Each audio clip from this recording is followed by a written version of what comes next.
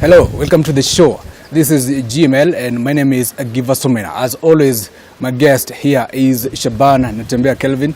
We're discussing issues. We want to discuss food prices. Is there a scandal behind it? Some people say that, this flour was manufactured in March and maize from Mexico, or if not from Mexico, from South Africa or from wherever, was just ordered the other day. Is there something, to chew about it? Political commentator, Shaban Natembea, and media analyst, of course. Shaban, let's begin. We have another guest, but he'll catch up later. Now let's begin with, the food prices. Foods, the unga flour, the price has come down to 90 bob. Some shops, we have the normal maize flour that is not, government sponsored. It is selling at 100 shillings. Just, in the shops, the streets down there. This is what Kenyans were waiting for the unga price to come down to 90 bob, the way the government had promised. But, all of a sudden, people have started to cry that, this was a scandal. Is it a good thing that, the prices have come down, or is it a bad thing that, there was a scandal? Just a speculation. Okay, I think I remember very well in the previous appearance in your show, I did tell you that in politics, there are a lot of speculations. Okay, first of all, I would like to congratulate the government of the Jubilee for subsidizing the price of unga. Because honestly, many people, and especially low-income earners, they have been facing a lot of challenges when the price of unga was very high. So for that, at least I would love to congratulate them for their move. But it means there are a lot of things that are going on as far as the issues to do with the maize flour, and more particularly by the maize that was imported the other day. Okay, it can be maybe the government, it had a goodwill just to try to reduce the price of the maize flour. Remember, it's one of the basic commodities. In fact, as Kenyans, we assume it's our staple food.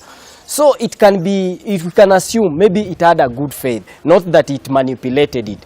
But also, there could be other fishing methods. But the problem is that when we have been discussing about the issues to do with the shortage of food, many people have only been pointing the fingers to the central government, forgetting that agriculture, it's a devolved unit. So here, you also need to question the governors. What have they been doing for the last 4 years to address the issues of food? Because agriculture being devolved, it means the governors have to put a lot of measures to maximize not only the production of unga or the maize, but also other commodities, because the central government should only come in to support what the governors are doing. But also, we should not draw cold water on those who are saying that there could be fishy plans. Maybe it was well stage managed, and that's why now the government has come in, and especially when we are nearing to the days of elections, so it would like now to come up with a campaign gimmick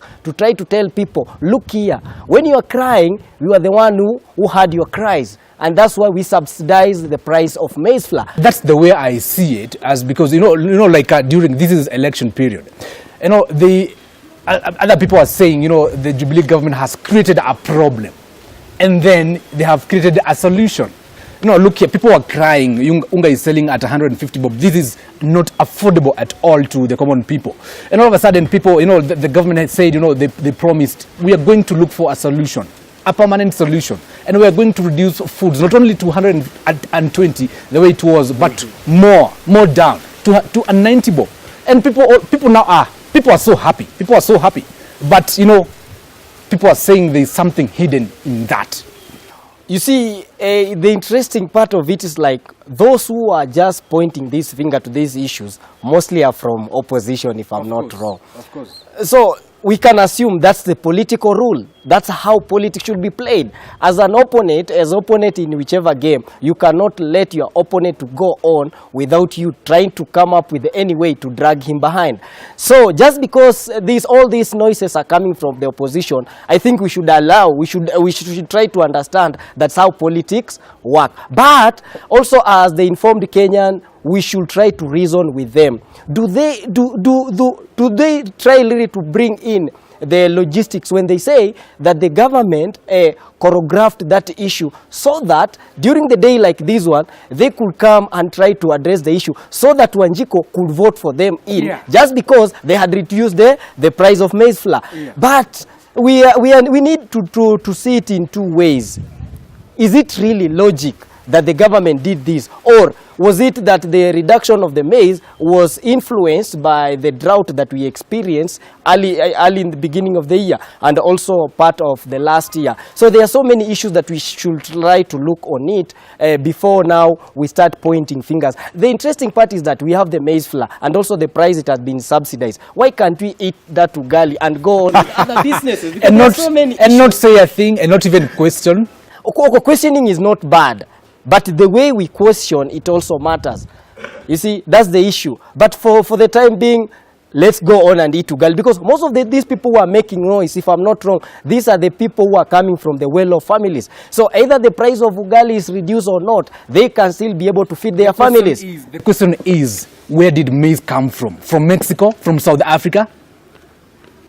Okay, from what I heard from the CS of Agriculture, one bet said that maize was imported from Mexico. Then the other day when there were some noises, he said, no, I didn't say that the maize had been imported from Mexico. I had just said that maize is eco.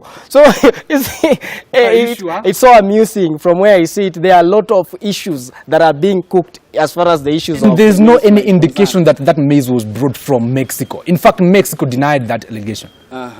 So like people are saying, like these maize, these are homemade, this maize was just around. And then it was, it was taken to Mombasa and it was, put into a ship.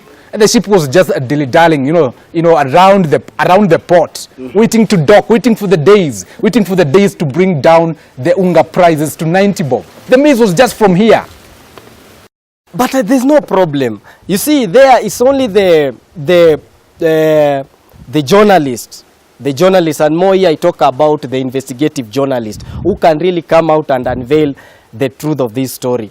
But from where I sit, you see the problem with us, we normally depend on what the politicians are saying. So anything that the politician throws on ground, now we pick it and we say that one is the truth gospel. So I think that's where now we are also missing a lot of points. And don't forget that Raila Odinga has promised, to unveil a scandal. A huge scandal on maize importation or whatever, the food prices, the unga flour. He has promised that, this is a scandal. Whatever he has been saying, starting from the Eurobond, it seems like it's true.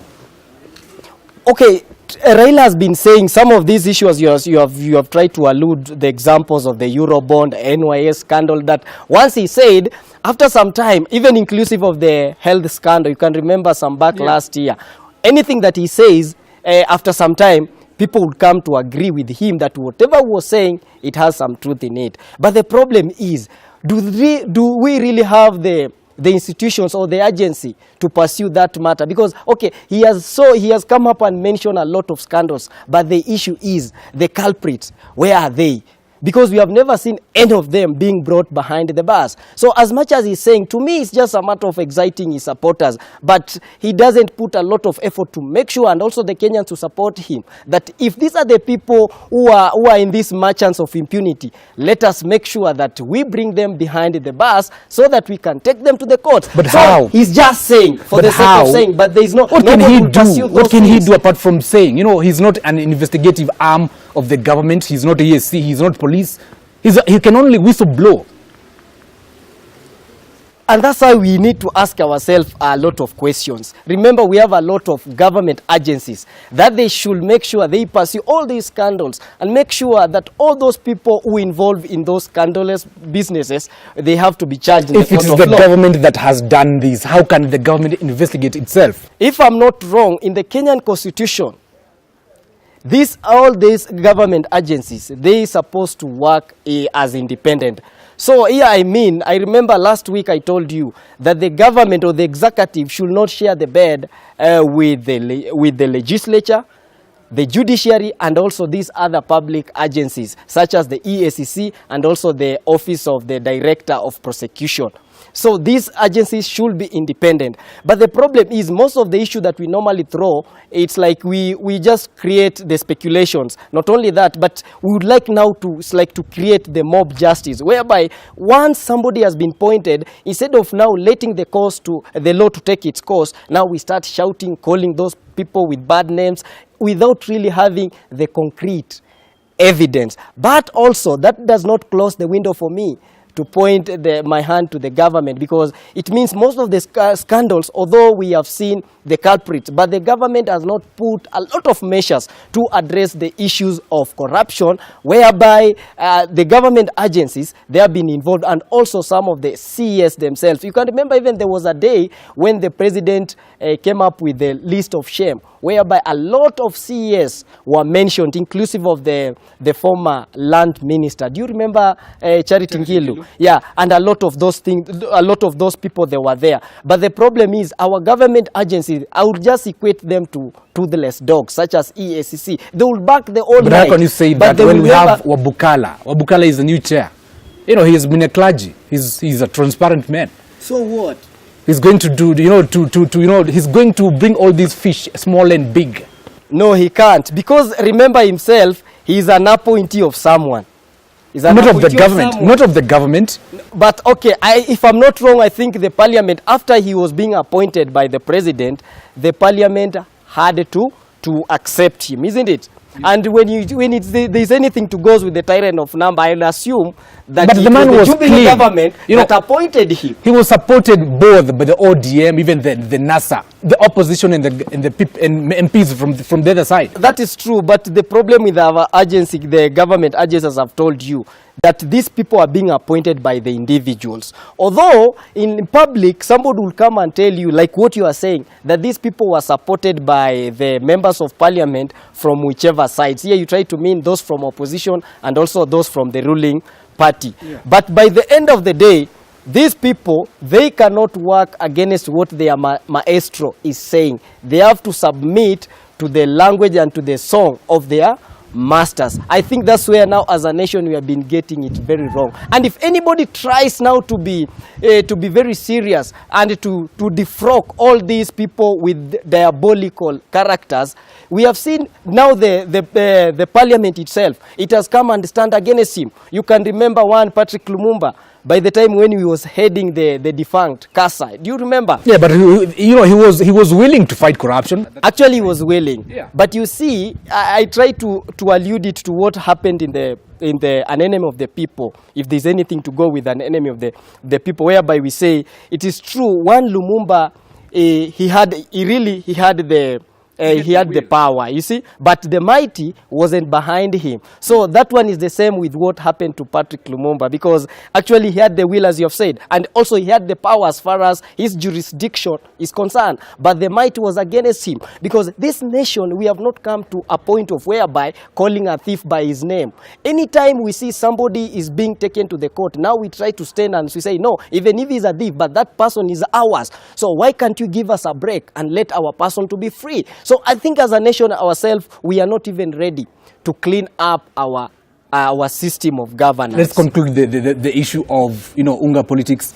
Are the prices going to go back to 190 bob after elections? Now it depends.